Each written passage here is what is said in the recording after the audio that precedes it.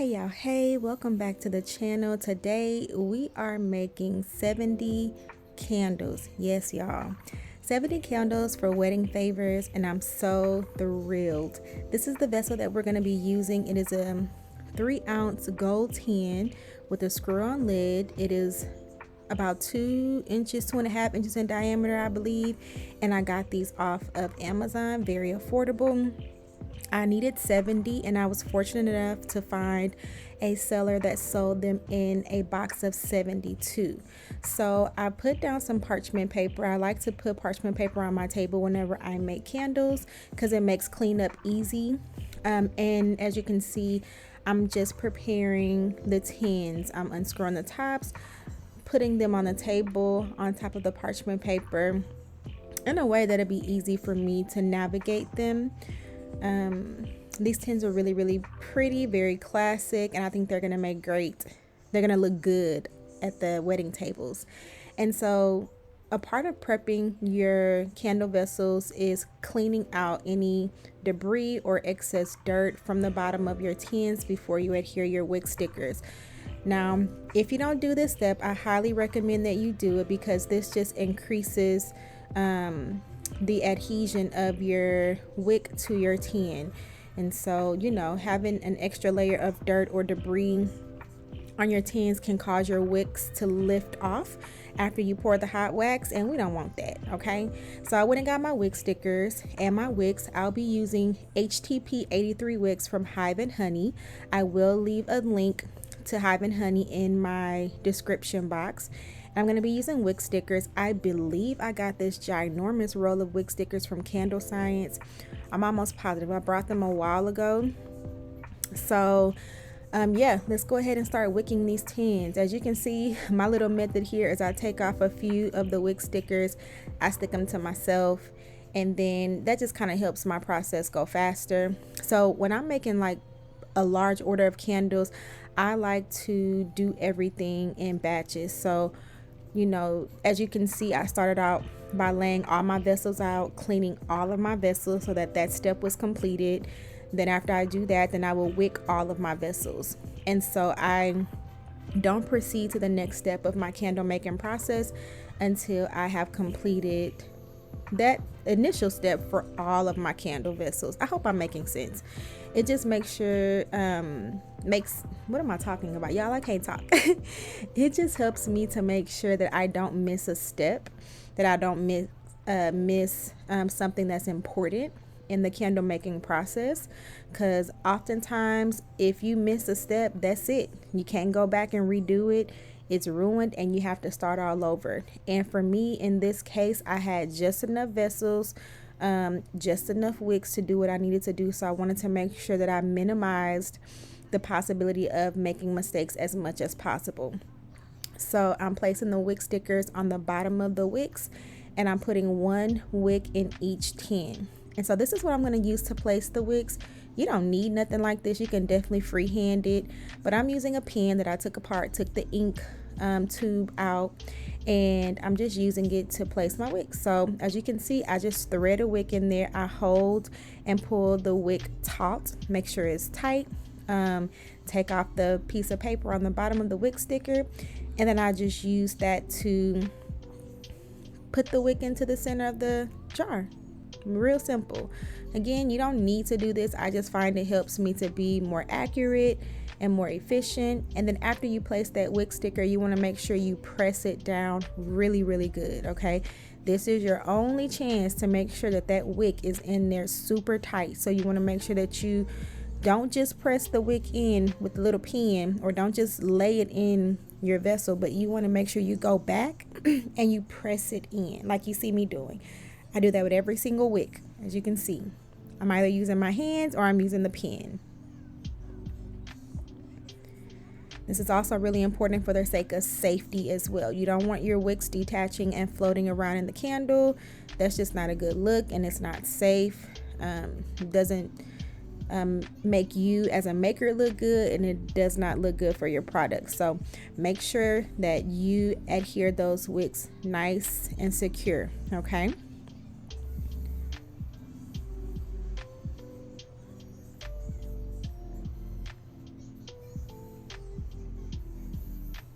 So now it's time to go ahead and prep the fragrance oil. I have my notes here and I'm doing my math. So I know a lot of people in the maker community, whether you make handmade body products or candles, use apps to calculate their fragrance oil loads and all that stuff. But y'all, I highly recommend that you take the time to learn the math. It's not as hard as it seems. It's basic algebra. And I think, you know, in order for you to elevate yourself as a maker, to elevate your skill, knowing how to do the calculations for your products is so important. I am using a combination of 4 different fragrance oils. So I'm creating a custom blended candle. And each fragrance oil has a different percentage that I'm using. And if you don't know how to calculate things like this, and it makes it hard for you to create consistent batches of candles with custom blends with variations. And so if you want to step up your game, then I highly recommend you learning to do that candle math. If y'all want a video on that, let me know, and maybe I can get one out for you. So now let's go ahead and I'm starting to blend my oils. Now that I've done my math, I'm ready to pour my oils. So this is the first oil that I'm going with. Excuse me, y'all, clear my throat. And this is Sherlock Study from, where is this from? Midwest Fragrance Company. Oh my God, I love this scent so much. It's very unique. I talked about it in a previous video, I believe. It smells so good. If you haven't tried it, I definitely recommend that you try it. And this is my second oil that I'm pouring. I'm going to show you what it is in just a second. I'm going to show you all the oils that I'm using for this blend. Again, it's 4 different oils. And this one is Midnight Peony, which also smells really, really good by itself, but it smells amazing in this blend. So this particular client, and this one is Oakmoss and Amber from Candle Science. This particular client wanted a custom candle scent that was sexy and romantic, but was also both feminine and masculine, so fluid gender, because they wanted it to be representative of the both of them. And y'all, this smells so good. It's soft. It has like its soft and sweet notes, but it's also nice and masculine. And the last one is Cedar Musk and Lavender, and this one is from Midwest Fragrance. Midwest also carries a Oakmoss and Amber that smells identical to the one from Candle Science. So if you want to create this blend, you can buy all the fragrance oils from Midwest Fragrance. I will have this particular recipe, a step-by-step tutorial for all of for my entire process, as well as my measurements and everything, available for my patrons on my Patreon. Okay, so after putting all of my oils in here, I'm just mixing them all up to blend those scents together. And now it's time to work on the wax. So y'all, the wax that we're using is probably going to be surprising because y'all are used to me using coconut wax, but y'all, I'm using a wax from Makesy. This is their Pure Palm Paraffin Wax, and this is from their Luxe for Less line, I believe. Its price is comparable to Cedarwood Coconut Apricot Wax, which is what I currently use. And I was curious. I bought this a while ago simply out of curiosity when it first came out, and I needed a wax that would cure quickly so that I could test quickly and I can get the candles poured quickly. And this wax kind of just met all of my needs for this particular project that I was working on.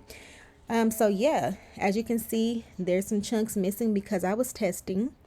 Y'all, this wax is really pretty. Like, it's a pretty bright white. It burns nice and even.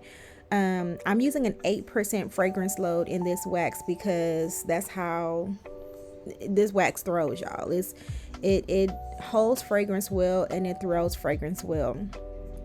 So an 8% fragrance load, and this wax is much more firm than my coconut apricot wax. As you can see, I'm putting my back into it, y'all. I'm putting my back into scooping this wax out, so it's nice and firm. I'm really curious as to how this wax would work with wooden wicks. I have a little bit left over, so I may just test it out just for kicks.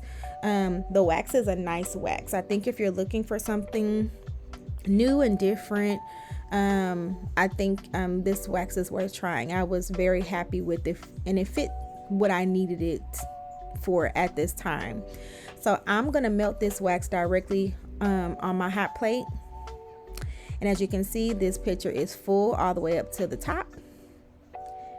And so I think I put my hot plate like on 2 or 3, and I'm just watching it very closely.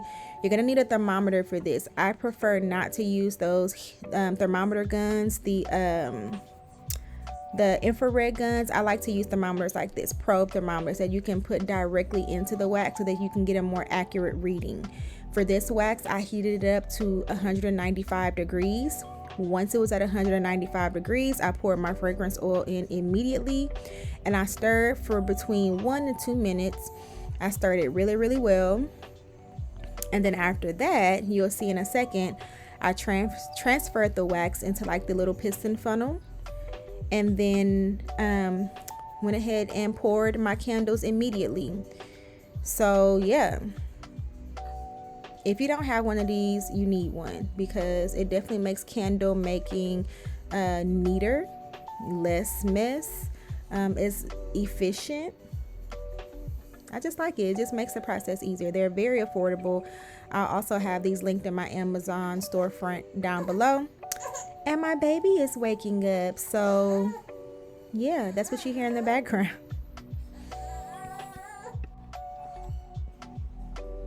So yeah, guys, my batch measurements were perfect. Gave me the exact pour that I needed for my candles.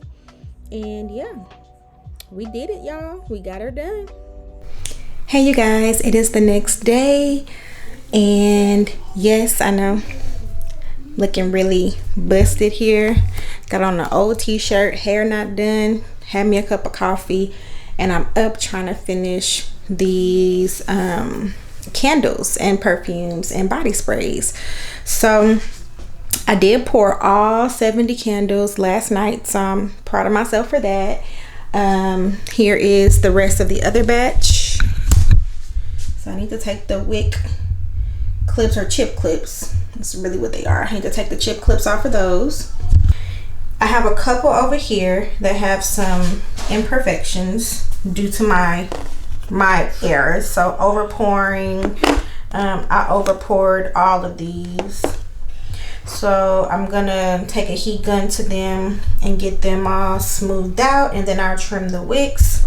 And quickly, I want to show you guys my burn test, the result of my burn test, so that you can see how I'm wicking these tins for them to burn safely. Now keep in mind, these are sample candles. These are favors. They're small. They're not meant to light up an entire room. I mean, because they're small, right? And they're favors, you know, keepsakes maybe for some people, but I wanted them to burn safely. So I slightly underwicked these tins so that the bottom won't get really hot. And I want to show you guys what it looked like. So as you can see, you can almost see the wick tab. Can you see that? You can almost see the wick tab, but this candle burned cleanly all the way through, and there is some wax around the edges. So in my testing, where's my light, Lord? So in my testing of these, I got about 12 hours of burn, between 12 and 18 hours of burn time out of these tins, and I tested them both with trimming the wick between every burn and without trimming the wick between every burn. And no matter what, they both burn safely. As you can see, no soot, there's no black residue around either one of these tins. Y'all, the cold throw on that wax is phenomenal. The hot throw is really good. Now, I said that these small candles are not intended to or meant to fill a room, but y'all, with the fragrance blend that I use for this, and with this wax and the wick combination, these little candles are some throwers, y'all. Like, they throw. Like, I would be like, this could probably fill up my entire living room. It's strong, okay? I'm really impressed with this wax. And I love the blend of these fragrances. So I think I'm gonna have, no, not I think, I am. If you're interested in recreating this candle for yourself or for your business, I'll have very specific walkthroughs or printable step-by-step like tutorial that you can follow with the measurements and everything. I'll have it available on my Patreon, but I'll also put some of the information in the description box below. But for my patrons, I'm going to offer a much more detailed step-by-step. Okay, so let's see. I used an 8% fragrance load for these candles, which was more than enough. I probably could have taken it down to 6%. I used HTP wicks. I showed you guys that. And that palm paraffin wax from Makesy, which is their affordable luxe wax. The tins I got from Amazon. I'll leave a link to them in the description box below. And that's it. And the clips that I use to set the wicks, Amazon as well. Anything else? No. So I need to go ahead and finish off these candles. Yeah, let's get to it.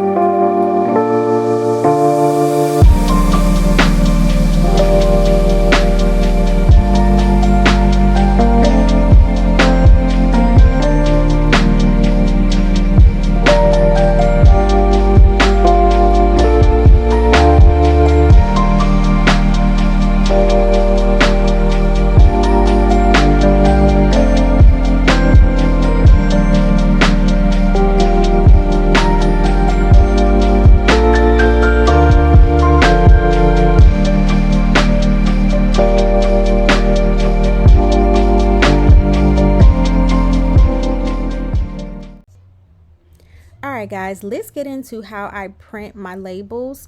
I get lots of questions about this, and I do plan to do a dedicated video step by step showing how I make my labels for my products. But right now I'm just showing you the design of the labels. I created two options for the client, and this is the one that they wanted. And so I'm just enlarging the image, just taking a look at it, making sure I don't want to move anything around. I'm satisfied with it, but I want to make sure that the design fits into the circumference of the lid. You know, so the lid, the diameter is 2.5 inches, and I want to make sure that everything fits into that diameter properly. Okay, and so I put this circle over the image, and then I made it transparent just so again that I can double check and make sure that everything fits inside the circle. Now that I have confirmed that my design fits, I'm going to delete that circle, And at the top, I'm just naming the design so that when I download it, it'll be easier for me to find for my next step. So I'm downloading this with a transparent background as a PNG file. Now you can only do transparent background if you have the pro version of Canva, but you can still download it as a white background and it'll work just fine. Okay. So now I'm going over to Avery.com because I am using Avery labels for this project. I'm signing in my account, as you can see, and then I'm gonna go and search for the template. I don't remember what template I use, but you're gonna see it in just a second when I type it in. There's gonna be a picture of the template, the packaging of the template that I use for these labels in just a second, and I did purchase them off of Amazon. So there you go. There's the template, 2.5-inch round glossy labels. Okay, so I already had the labels, so I selected the template and I'm gonna click start design so that I can upload my own image.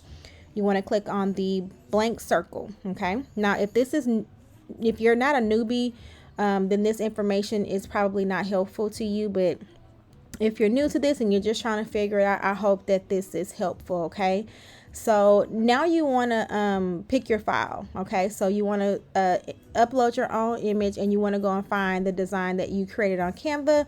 You want to upload it and then you want to go ahead and position it the way you want it to be on the template. Okay, if you're printing full sheets, you want to make sure that if you see over there to the right that it says edit all, you also have the option to just edit one sticker on the page. So like if you want to print a tester, you can do that. But I'm not a newbie in this game. I trust myself. So I just went ahead and edited every sticker on the page. And it worked out fine for me.